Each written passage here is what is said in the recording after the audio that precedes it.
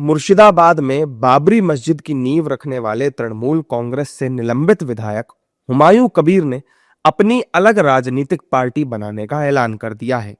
हुमायूं कबीर ने अपनी पार्टी का नाम जनता उन्नयन पार्टी रखा है। हालांकि अभी पार्टी के झंडे और चुनाव चिन्ह पर संदेह बना हुआ है। पार्टी बनाने के बाद हुमायूं कबीर ने कहा कि जल्द ही उनकी पार्टी के झंडे पूरे बंगाल में लहरा रहे होंगे।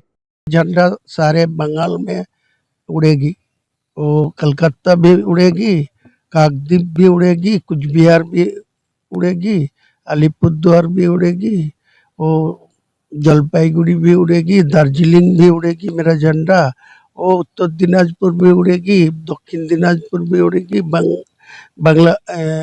मालदा भी उड़ेगी, सारे बंगाल में। मुर्शिदाबाद तो मेरा खास ताल्लुक है, ये मेरा जन्म का भिटा है। कुछ चमक नहीं है, आम आदमी के लिए काम करने का ऐलान करेगी। हुमायूं कबीर के पार्टी बनाए जाने के बाद एनडीए नेताओं की भी प्रतिक्रियाएं आ रही हैं। एनडीए नेताओं ने की माने तो हुमायूं कबीर से ममता ने मुस्लिमों के वोट बचाने के लिए पार्टी बनवाई है। हुमायूं कबीर अपनी अराजकता और विभाजनकारी बयानों के लिए राजनीति के लिए जाने जाते हैं। उन पर अधिक ध्यान और तवज्जो देने की जरूरत नहीं। देखिए, उन्होंने इससे पहले बहुत सारी पार्टियां की है, बीजेपी की है, कांग्रेस की है, तृणमूल तो कई किए ही है, अभी तृणमूल का ही विधायक है, तो और एक नया पार्टी बना रहे हैं। पहले होने तो दीजिए। रामायण राम जन्म से पहले ही लिखा गया था, ऐसे कुछ लोग बोलते हैं, हमें तो मालूम नहीं।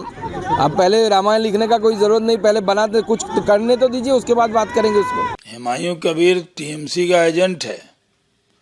ममता बनर्जी ने जानबूझकर ध्रुवीकरण करने के लिए हुमायूं कबीर से पार्टी बनवाई है कि जो ममता से मुस्लिम नाराज हैं वो वोट थोड़ा विरोधी पार्टी में न जाए, अलग चली जाए।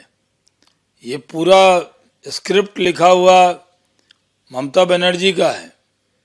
टीएमसी चाल चल रही है, ध्रुवीकरण चाहती है ताकि उसको बल्क में वोट मिल सके। वो वोट बैंक की पॉलिटिक्स कर रही है और इस पॉलिटिक्स का जवाब बंगाल की जनता देगी। जबकि तृणमूल कांग्रेस और कांग्रेस हुमायूं कबीर पर कुछ भी कमेंट करने से बचती नजर आई।